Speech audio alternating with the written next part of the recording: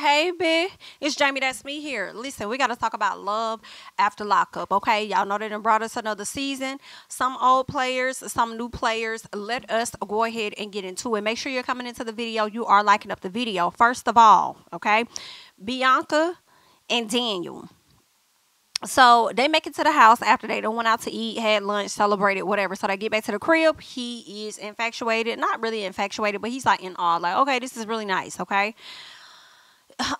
For me, the apartment wasn't all of that. So because the apartment wasn't all of that, it made me question, what kind of home do your parents live in? Okay, now I know you've been locked up for some years and stuff, but what kind of home do your parents live in that you feel like, oh my God, this is amazing? But anywho, yeah, it's none of my business.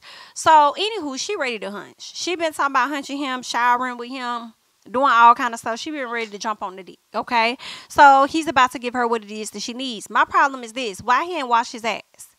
Huh? Why he came in that house, hop right into that bed with them prison clothes on? Why you ain't going there and wash your motherfuckers? Girl, it tells me a lot of what I need to know about you, Miss Bianca, as if I didn't already know enough about you when you sat up there and decided to seek out a prisoner that went to jail for the same reason that the friend got your ass in that accident for. Okay? Weird. Oh, okay? Anywho, she let him hop up on her. They get it in. He asking her the next day how she felt like it was. She gonna sit up there and tell him that it was good. But if she done turned around and she done told the people in the confessional that it really wasn't given what he thought that it was supposed to be given. But he over there in amazement, like it was just that good. And she's like, not really. Okay, but anywho, so they talk about him not being able to stay. Like, what if you go to your officer or whoever you got to go see and they say, hey, you can't stay here. You got to stay at the halfway house. He said, well, I guess I'm staying at the halfway house. She feeling away because she's talking about she spent $8,000 to come out there and be with him and all this and that. And what I don't like about Bianca is, Bianca, girl, that is on you. You made these decisions to move and operate like that. And then now you want him to kind of suffer or whatever, or feel away for an executive decision that you chose to make with your fucking money, when I do feel like Daniel was telling you from the beginning, like he didn't know for sure if he was gonna have to stay in a halfway house or not. You continue to press the button and run up behind this man and run after him. So whatever you get is whatever you get. Okay. Now, she wants him in my words, okay? So first of all, after he talks to her about, about hunching on each other, and after they talk about hunching on each other, and after he done made breakfast and everything, they're sitting down. She wants him to make her a coffee. But before she asks him to make a coffee, the first thing she tells him is, he better do this for her every day. And he like, what the hell you talking about? She's like, you better be making me something to eat like every day. Like, that's what I want you to do. You need to be making breakfast. I don't really like the demands of how she's going about this. I don't like the demands that she's giving, because she knows that he's at her mercy in a sense, because she's the one that has the money. Okay. And of course she keeps saying she want him to like do his part as well, so she ain't spending out a lot of money, and I get that. But it seems she just does things that she's going to want to hold over his head. And because she does these things, she's going to be expecting a certain type of loyalty or behavior based on what it is she chose to do. This is what you chose to do. I just don't like this little girl. So she wanted him to make her a coffee. Now, granted, making the coffee wasn't that damn bad. It's just right there. Somebody go over there and get this shit and put a little milk in it. He probably feeling like, girl, I just sat up here and made the whole damn breakfast. Why you ain't say you wanted coffee when we was just in the kitchen? Okay, but she wanted him to get coffee. He said, you could go get it. She felt the way about that. She made that an issue. Y'all let me know. Do y'all feel like he was doing too much and he could have just really got up and got the damn coffee? Or do you feel like, girl, your legs ain't broke? Get up and go make the damn coffee. Why you ain't get your coffee made while you was standing up holding up that damn wall talking to this man about some sex and him being able to stay at your house versus a halfway house? Okay, so y'all let me know y'all thoughts on that, right?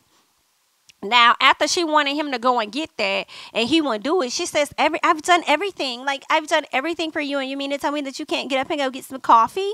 Baby, the way he clocked the hell out of her, I was here for it. When he sat up there and said, like, why are you doing that? Like, why are you being manipulative? Like, why would you do that? Okay, she's like, what are you talking about? Like, I'm not doing anything. And he's like, but why did you do all of the things that you said that you're doing for me? She says, because I love you. He said, exactly. So if you're doing everything because you love me, then why would you sit up here and try to use it against me in a sense and try to manipulate me?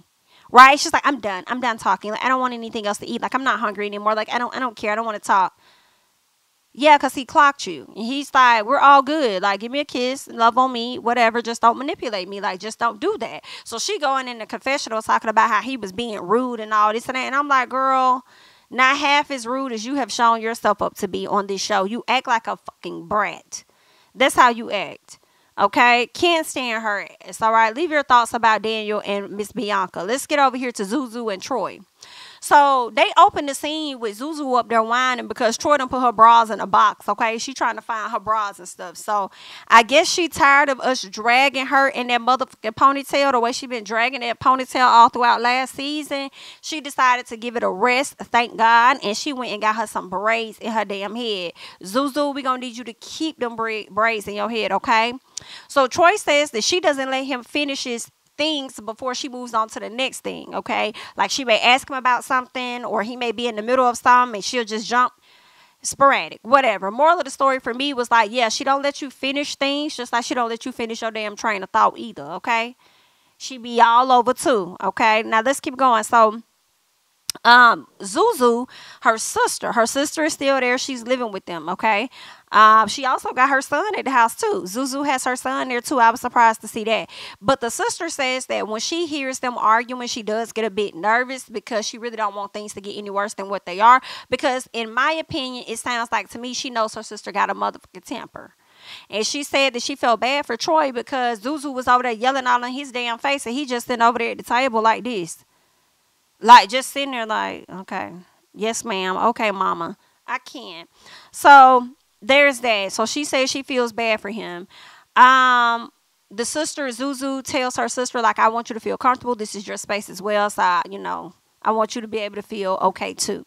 Anywho, they get ready to, they're rushing, okay? Zuzu and Troy are around the house rushing. They're trying to get it together because they have to get to work.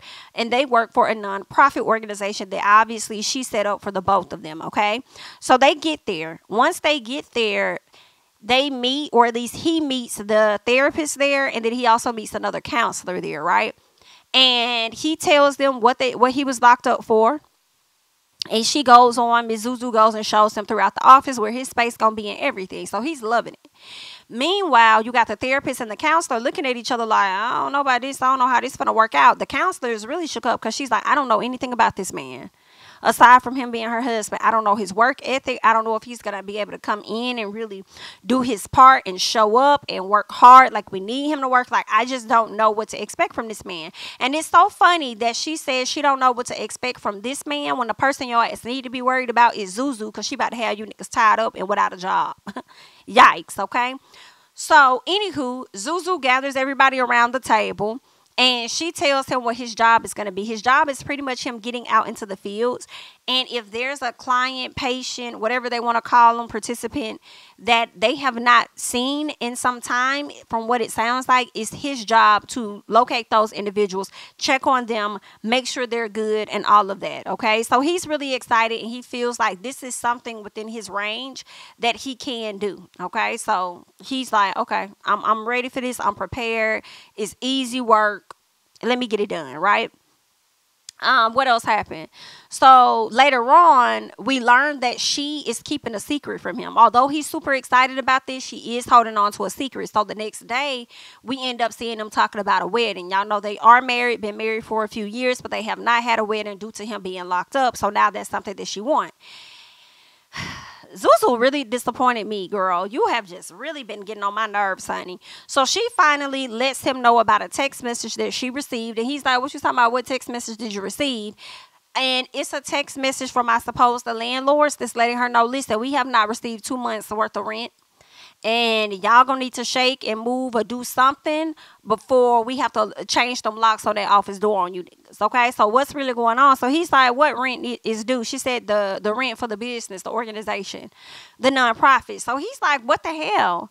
Like, why you just not saying something? Like, why you ain't been telling me this? Like, he's trying to grasp, the concept, get his head wrapped around, because he's super excited to be out, get started, make this money. And here you are on some whole other stuff. And I felt bad for I felt bad for Troy in that moment because I'm like, girl, you should have been told this man that. Why are you sitting up there getting his hopes up, rushing him to get out of the house so you could show him the building, where his office is going to be? You show him all of this only to lay him down and let him know, like, hey, we're months behind in the rent and we could potentially, close doors or whatever. But what she tells him is that we're not going to be working in the office. We're still going to be working, but it just won't be in the office.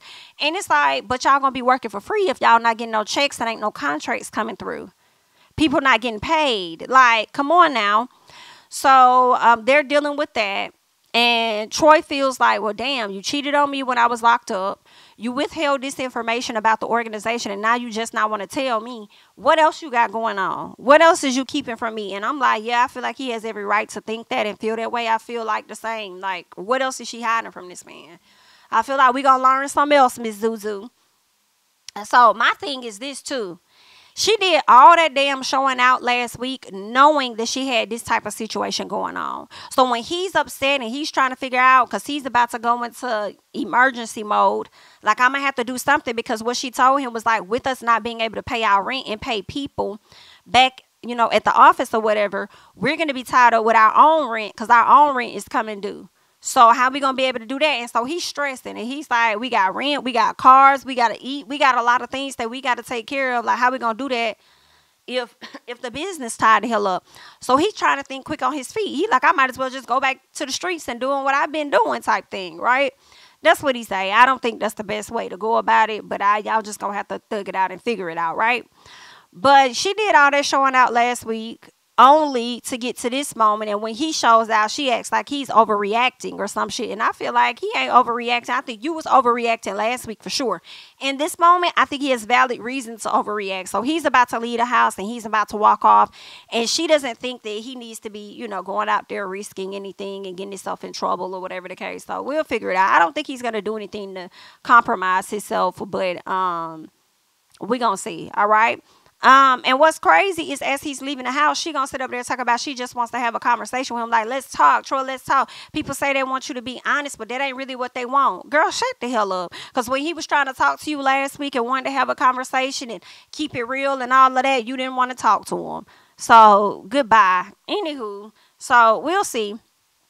We'll see what's going to happen with Troy in this situation with Zuzu and them, okay? Let's get to Rob and Tennie. We haven't seen them in some time, but girl, he is out of prison, Mr. Rob.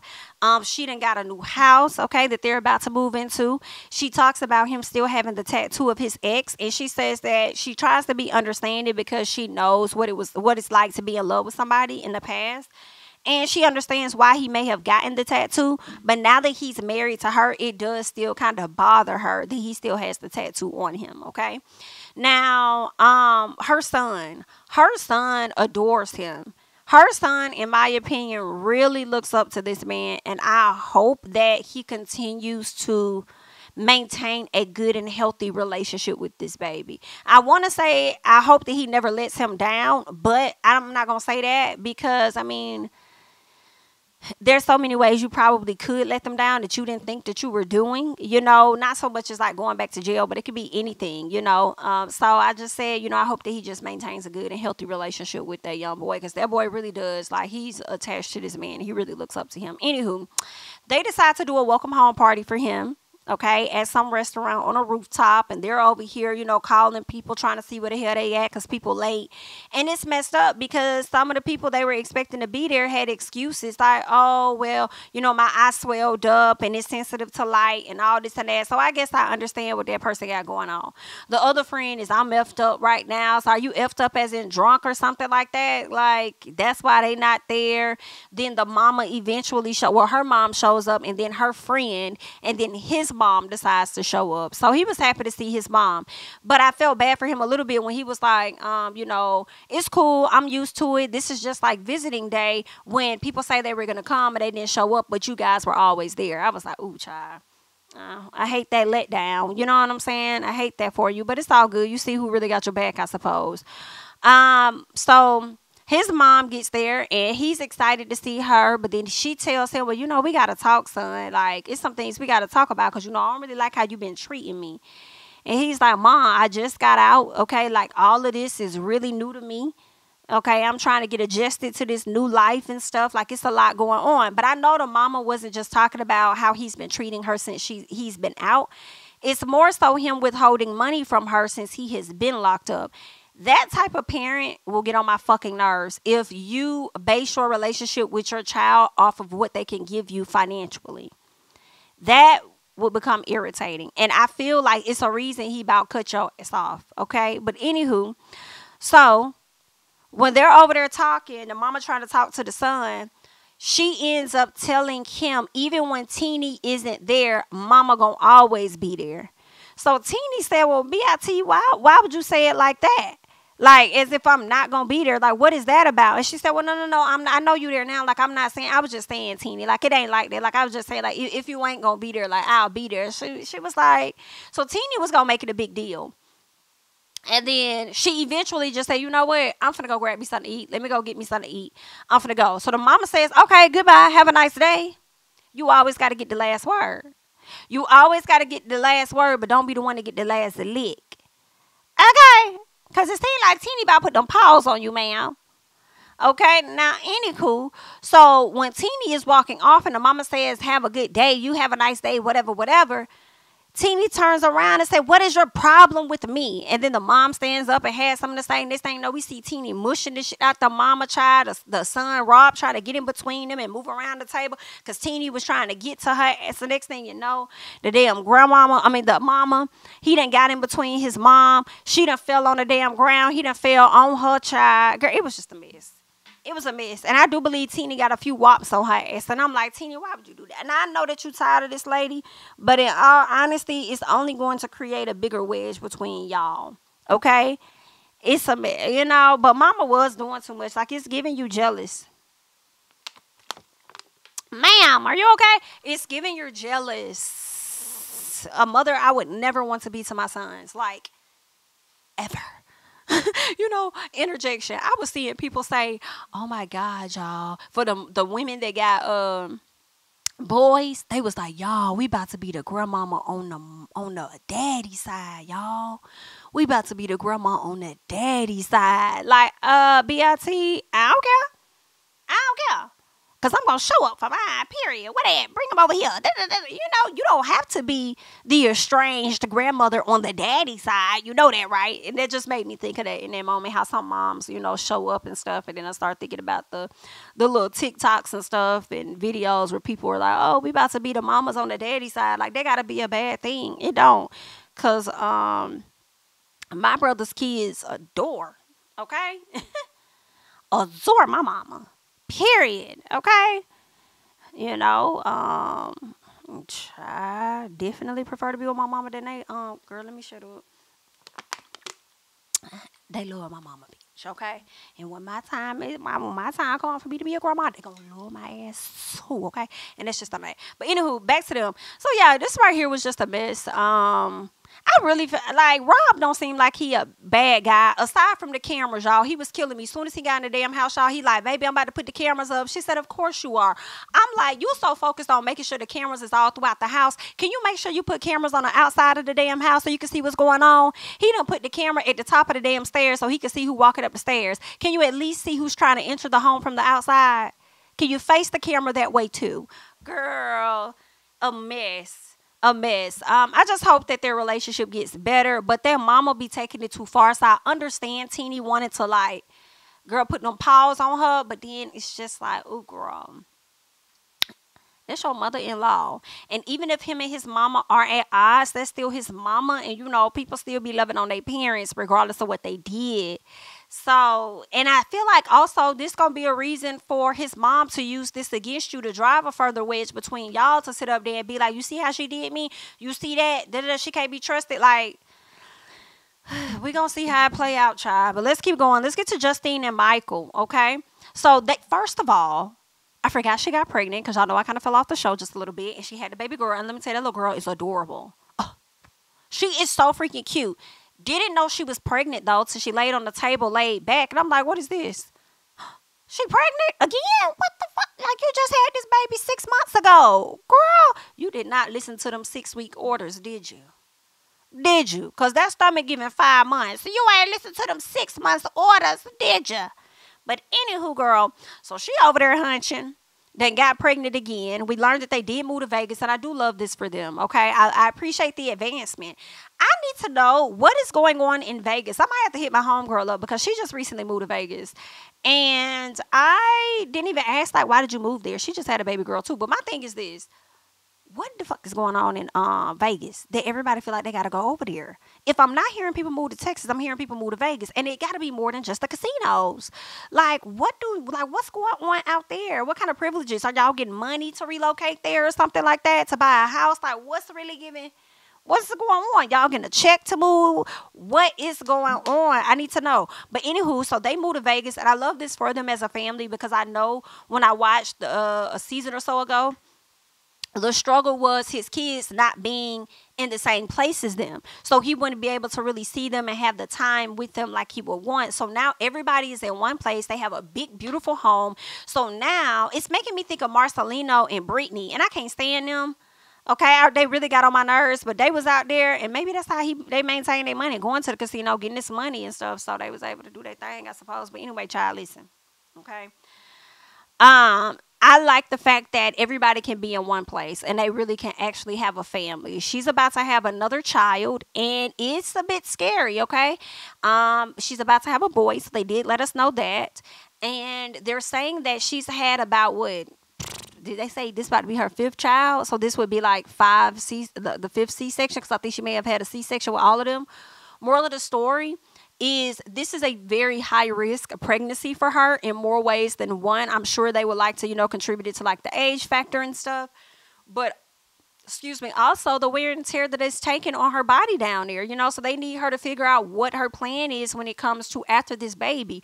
Are you going to get your tubes tied? Like, are you going to start doing birth control? Like, what are some of the things that you're going to start doing? And I feel like when they have these conversations and the fathers are present, I don't feel like they should be talking directly to the mother, although you are, I'm sure within a contract and you're licensed to only talk to the mom about, her preventative measures. But I feel like you should talk to the daddy too and let him know if you need information on vasectomy, we can provide that information to you as well. I hate that it always has to be after a woman has gone through so much traumatic stress or whatever, just delivering a child, she then got to look forward to having to have her tubes tied and stuff, and all this man gets to do is shoot up in you, hold your hand as you're having the fucking baby, and then he don't got to suffer no snip or nothing when it comes to preventing having more children. And when she mentioned him having a vasectomy, he gonna sit up there and say something like, I don't want my stuff to not be working right. Boy, go the fuck away from me with this bullshit.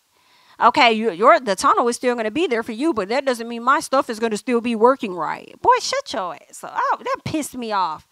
Okay, but anywho, so they tell her that this is a very high-risk pregnancy or whatnot, and that she also has to get details together for her will, okay, for what, who she wants to receive what, and more importantly is what are your decisions and your details when it comes to the medical decisions that are made around you. Like if you're in a coma, if you have to be fed through a feeding tube or whatever, when things make a turn for the worse, do you want to still stay on life support or what? Like, make those decisions. But if you trust your partner to make the best decision for you, then cool, he'll make those decisions. But if you don't think that he's going to operate how you want him to, then you should go ahead and start your will and get that stuff in order.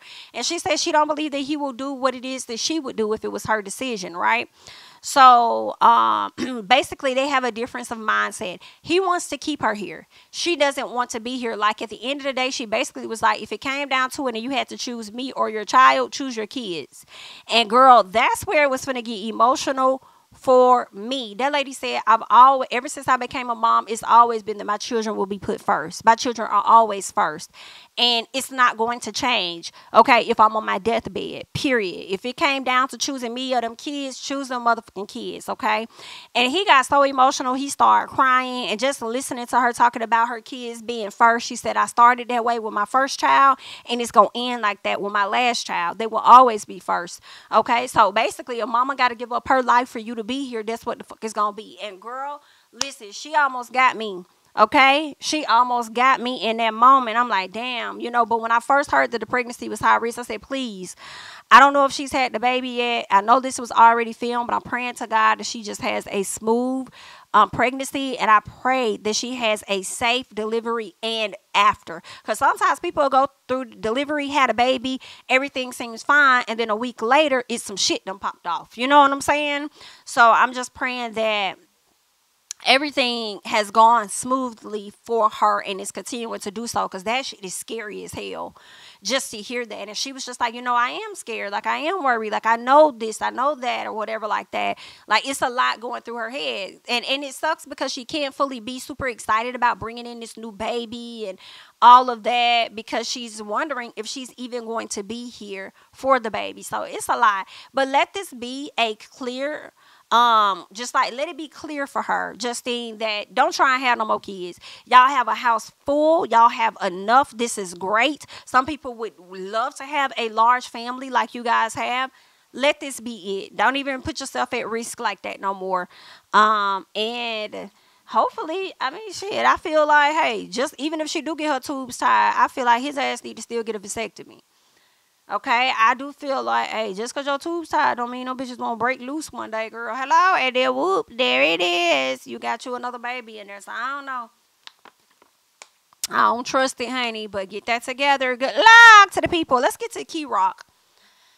I have a serious question for the people, and some of y'all may already know what I'm about to ask, okay?